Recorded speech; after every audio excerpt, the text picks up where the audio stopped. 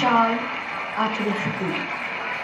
26শে September Medinipur জেলার বীরসিংহ গ্রামে জন্মগ্রহণ করেন একজন অন্যতম মহান গুণী ব্যক্তি।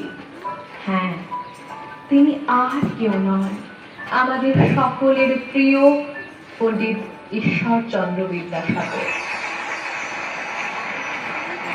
আমার ভুতর বাহিরে অন্তরে অন্তরে আছো তুমি, হৃদয়ে জুড়ে আমার ভুতর বাহিরে অন্তরে অন্তরে আছো তুমি, হৃদয়ে জুড়ে।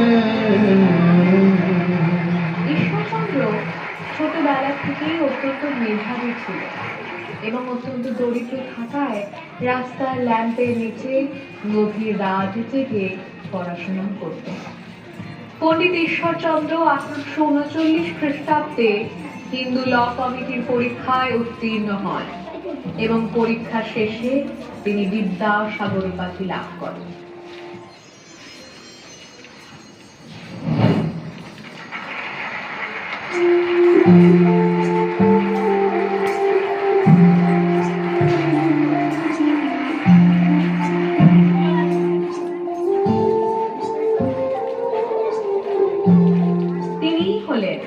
বাংলার প্রথম লিপি সংস্কারক। তার লেখা বর্ণ পরিচয় বই দেখে আমরা বাংলা ভাষা গ্রন্থে লিপিবদ্ধ করতে সক্ষম হয়েছি। আমি বাংলায় গান গাই,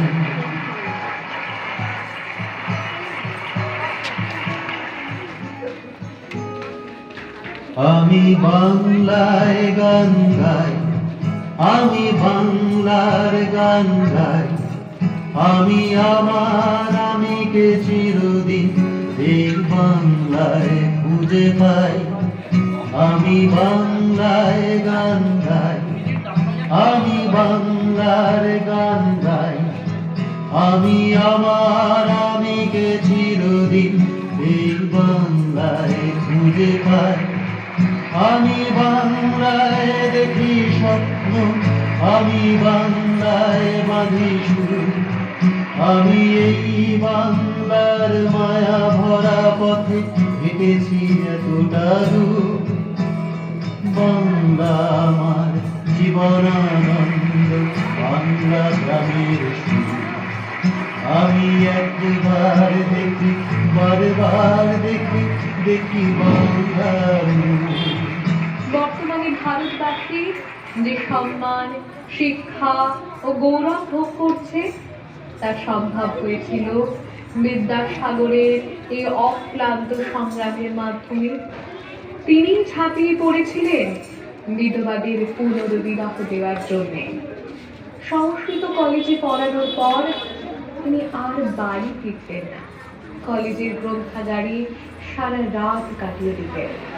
শাস্ত্র মন্থন করে বিধবা বিবাহের সপক্ষে সকল যুক্তি একত্রিত করলেন। অবশেষে 1856 খ্রিস্টাব্দে হিন্দু বিধবার পুনর্বিবাহ আইন পাশ হল।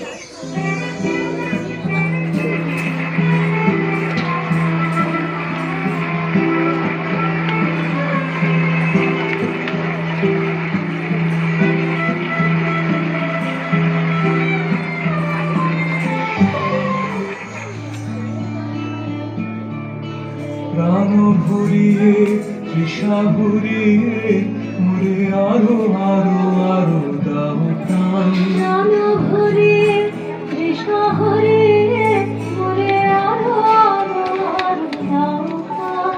তব ভুবনে তব ভবনে মোরে আরো আরো আরো দাও স্থান। মোরে আরো আরো আরো দাও প্রাণ ভরিয়ে তৃষা ভরিয়ে মোরে আরো আরো আরো দাও প্রাণ।